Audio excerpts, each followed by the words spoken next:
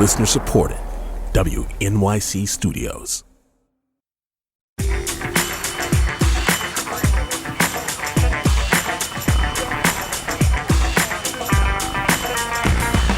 This is All of It on WNYC. I'm Allison Stewart. Let's talk about cognitive labor.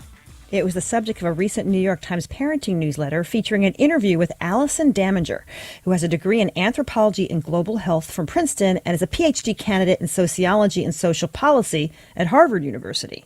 She wrote a paper about the division of household labor among couples, which was published in the American Sociological Review. And while much has been studied about how men and women share physical household labor, like picking up the kids from school or cleaning the house, doing some shopping, Daminger's study was different. It focused on what she calls cognitive labor, the mental heavy lifting, carrying the weight of remembering to do X or Y, or initiating actions. And while the physical labor around these topics might end up being shared, Daminger's research indicates that it's women in hetero couples who disproportionately expend cognitive labor on these issues. Needless to say, when our producer Jordan pitched this segment to us, a massive discussion ensued amongst our team. So we wanted to bring you in, listeners, into the fold. How do you and your significant other share labor in your home? Now, how do you share the cognitive labor? Who remembers to get the birthday cards or get the camp paperwork in on time? Who anticipates household needs? Has this changed for better or worse in the past year? Give us a call with your experiences. 646-435-7280, 646-435-7280, or you can tweet to us at All of It WNYC. The subject is cognitive labor. Allison Daminger, welcome to All of It. Hi, Allison. Thanks so much for having me. So to start us off, how do you define cognitive labor? I gave my little sort of pedestrian explanation. And then how did you come to sort of assign 4 distinct subcategories? Sure. Great question. And I thought you did an admirable job summarizing, so I'll just add to that. So I define cognitive labor as the mental work of anticipating needs and opportunities for your household. So that could be as simple as, we're going to have dinner tonight at some point. Or a little bit broader, it could be, we're going to need childcare in 6 months when our current nanny leaves. The second stage is identification.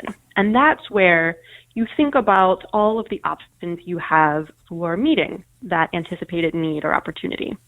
So it might be as simple as brainstorming a list of recipes that you know your family likes and you could easily put together on a weeknight.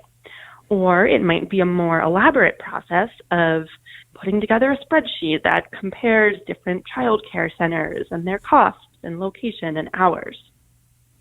So after anticipating and identifying, the third stage is deciding. This one's pretty straightforward. It's just picking among the options you identified previously. So in our dinner example, that might mean, okay, tonight is spaghetti and meatballs. And in the childcare example, it might be, we're going to send our child to this center that's about 5 minutes from our home. And then the last stage is monitoring. So this is where you kind of keep track of whether the decision you made was executed and whether it sufficiently meets the need that you anticipated. So, maybe you asked your spouse to drop by the grocery store on the way home from work and pick up a jar of tomato sauce. So this might mean texting them on their way or, asking them when they get in the door, hey, did you remember the sauce? For childcare, it might mean following up with the daycare center administrators to say, you told me I had a spot on the wait list. Is there any update about when I might be able to know for sure? And I, had a hunch going into the study that something about anticipating and something about deciding would be a big part of it. But some of these other, the identification stage and the monitoring stage in particular came up more in my research, where I found especially that a lot of respondents were having to follow up, right? Once a decision got made, they weren't done. There were these open loops in their mind that they needed to keep attending to. You gave us a lot of good examples. I'm going to ask you to give us just one example through the 4 stages. All right. It's January, and we know school break's coming, and the kid needs to go to camp. All right, walk me through the 4 stages for camp. Yeah. So for that, so you would say, okay, at some point, a parent will think about the upcoming break, and maybe they'll make a note on their calendar. Maybe they will talk to their spouse about it. That's the anticipation stage where it first gets on your radar. And then you have the identification work. So that might be talking to your friends about where they've sent their kids in the past. It might be doing some online research or posting in a parent's Facebook group to ask for advice. And maybe even calling the camps, doing some tours or things like that. Anything you can do to gather information about your options. And then at a certain point, when you feel like you've gotten enough information, you're going to get to that 3rd decision-making stage and say, we are going to go with this particular science camp. You or your partner could go through the work of filling out the paperwork, making a deposit, etc. The 4th stage would be remembering things like when the final payment is due, or if you were waiting on confirmation from the camp that you had chosen, following up with the director or administrative staff to get that confirmation that, yes, your child has a spot. And then, when it comes time to actually for the child to attend camp, you might do some monitoring to decide if it's the right fit. In the best case scenario, your child is happy and you don't have to do anything. But if something goes wrong or something changes, then sort of noticing that and trying to go back to stage 1 to try and figure out what to do next. So based on your research of these steps, which is mostly dominated by the woman in this hetero couple, and if any, by men? Yeah, so the most female-dominated are the first and the last. So that's putting something on the couple's radar, and then on the back end, monitoring to make sure it got done effectively. Those 2 are female-led in the majority of couples that I talk to, even when it comes to tasks like household maintenance or things like that, where the men might be the ones to actually mow the lawn or take the car to the mechanic. In a lot of cases, it's women who are saying, hey, did you ever do that? Then the 2 middle stages are a little bit more interesting. So identification work is still female-dominated, but less so. And there's a little bit more variation from couple to couple, where some people will really make one person the designated travel researcher and one person the designated shopping researcher. Or anytime there's something to be bought online, one partner will do that. And there's some gender patterns, but they're not quite as strong. And then finally, that decision-making stage tends to be pretty collaborative. So not necessarily at the level of, what will we have for dinner today, but anytime you get to a bigger, more consequential decision, most couples will at least talk about it together, and both partners will sign off. It's not one person kind of unilaterally making that decision. Allison, why was it important to identify this idea of cognitive labor and sort of tease it out of more general splitting of duties in the household? Yeah, that's a great question. So I think that, anytime I talk to people about my research, it tends to resonate with them as something that they recognize from their own lives. It's a very common phenomenon, and yet we didn't quite have the language to specify, okay, exactly what is it that is making me so stressed? If I'm a mom trying to coordinate everything for my family, I feel like I'm doing all these things, but what exactly am I doing that's different from what my male partner is doing if I'm in a hetero couple? And, I think we've known that most household chores fall on women, but if we're only talking about the things that you can measure using a stopwatch, right? I spent 10 minutes washing dishes and 30 minutes cooking. We're missing a big part of the story of what it takes to run a household and raise children. And I think if we want to understand the effects of household inequalities on other aspects of women's lives, health, well-being, work, etc., we need to get the full picture of what they're doing in households. My guest is Allison Daminger, a PhD candidate in sociology and social policy at Harvard University. We're talking about her research into cognitive labor in heterosexual couples. Let's take a couple of calls. Nicole is calling in. She's on line 8. Hi, Nicole. Thanks for calling All of It. You're on the air. Hello. Can you hear me all right? You sound great. Yeah. Okay, great.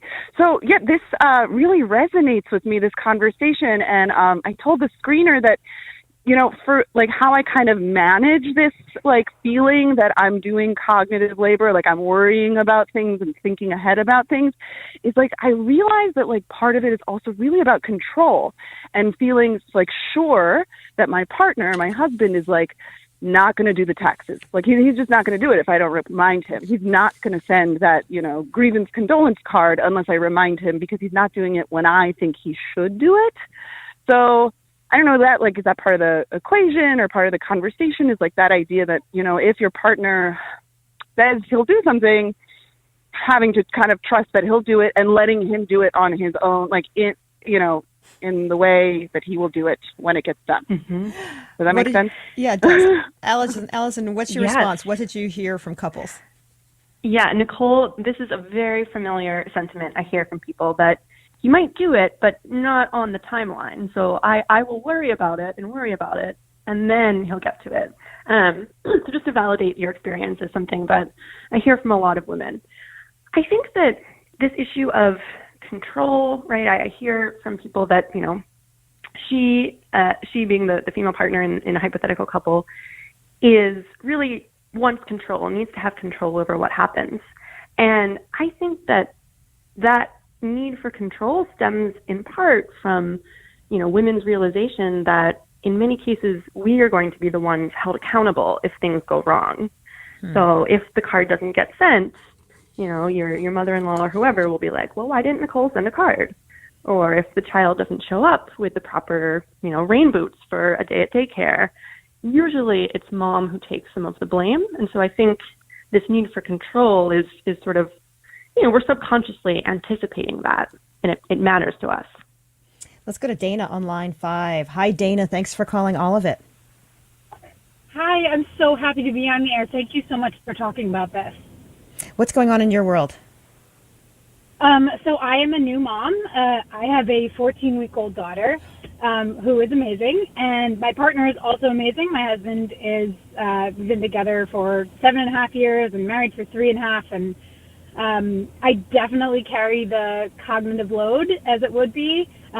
We do the bigger decisions together, just spot on to what Allison was saying.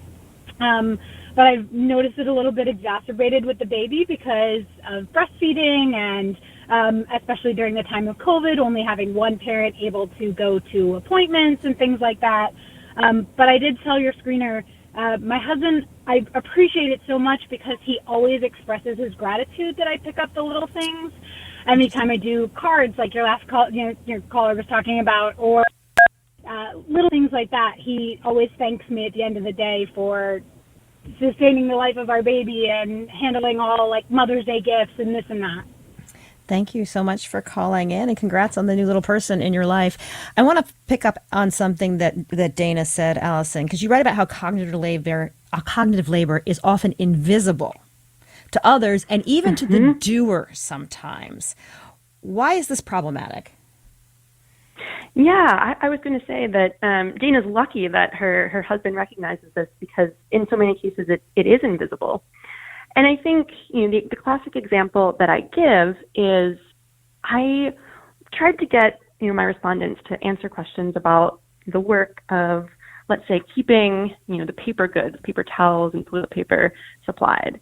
And I would ask them about the process, and they would have a hard time sort of articulating it. Like I notice it's out, and I get some more, right? And I think if we don't acknowledge the work that we are doing, it becomes harder to reconcile, our feelings of overwhelm, exhaustion, burnout, et cetera, which, are made up of a whole bunch of factors. But I think part of it is this mental load of things that you're remembering almost subconsciously. It's just part of what you do is your routine moving throughout the house. And I think if you don't recognize that, it's hard to give yourself credit. And if your partner doesn't recognize it, then it's easy to feel, resentful, or to feel like we're totally equal here. We're both washing dishes. We're both cooking meals. But that can cause conflict if you don't feel like you're getting that recognition from your partner for all these other kinds of work that you're doing on top of those physical chores. Let's talk to Casey on line 1. Casey, thanks for calling all of it. What's your take on cognitive labor? Big fan, Allison. Dana, this is an awesome subject. Thank you so much. And I've been listening to all of your examples and going, yep, I do that. Yep, I do that. And then I was thinking about one recently. My son had a tick on him. And so I pulled the tick off and, dealt with my son and everything. And then I put it in a bag. And it was like, oh, well, on my feed, I saw a doctor who had a tick. And then she reminded me that you need to have the tick tested because it throws a rash so infrequently. And so let me put this in the bag and let me find a way to get the tick tested. And then I had to drive the tick to another state in order to get the tick tested. And then I had to put in my calendar when the tick test was going to come back so that I could follow up on it. And so I've done all of these steps while doing all the other million things that I do. And then I told my husband about it, and I said, and then I said, and of course, then we can put him on the antibiotics. We'll get him on the doxycycline right away because we don't want him to develop problems down the road. And he's like, oh, really? We will. And I said, oh, wait a minute. You want to be part of the decision? And he was like, well, yeah. And, it's like that's a decision about our son's health. And I said, well, I apologize, and you're right, and I should, and these are joint decisions. But sometimes I think we get so in the mode of, well, I just do the whole thing from A to B, and I'm just going to wrap it all up with a bow, and I got it in my calendar to check on the tick test, and I forgot to involve him in the part where he should be involved, even though I was doing the physical labor and all the mental wrangling. Whew, that was a story. Thank you so much for calling in. Allison, it's interesting that one of the things I thought was interesting in your study was you made sure you interviewed couples separately, right? Mm-hmm. Why was that so important? Yes. Yeah, so I talked sometimes, back to back on the same day and sometimes over, a couple different days of the week. I thought a lot about this choice, and I wanted to make sure that men's voices were heard. Today, unsurprisingly, we've had women calling us. In studies of household labor, we often get women's perspective. So it was really important to me that men be involved. And I didn't want to talk to the couple together because one thing that previous researchers have found is that if you're talking about the kids or the family, what often happens is that the wife will speak on her husband's behalf. So there's a famous paper that by a woman named Annette Lareau that the title is "My Wife Can Tell Me Who I Know." And that's basically, a dynamic where men sometimes treat their wives as the experts and do not feel necessarily like they have the information they need to, give their side of the story. And so I wanted them to feel empowered to give their perspective, but I also wanted to compare the way husbands and wives talked about the same or similar incidents. How much detail did they give about the camp sign-up process? And that ended up being revealing of who had done what and who was sort of mentally tracking what. Let's try to get this call in. Neil, we only have a little bit of time, but you have an interesting story. Thanks for calling all of it. Hi, thank you so much. Just wanted to share my experience. I'm from a different culture. I'm Iranian American, and I've been married to a woman, and now I'm in a same-sex relationship with an American. And it's just been like it just doesn't fit any of these explanations, these patterns. Like with my Iranian wife, basically I was responsible for everything. I had to do the worrying. I had to do these things. I had to do the cooking, everything. Now I'm in a same-sex relationship with a man, and really it's like he does a lot of the worrying, and I try to basically not take some of it off his shoulder, but Sure. like I just don't have that feeling. So it's like I think it depends on the person and the culture. Neil, I want to dive in here because I don't have much time left, and I do want to ask Allison about this. Is this an American phenomenon, Allison?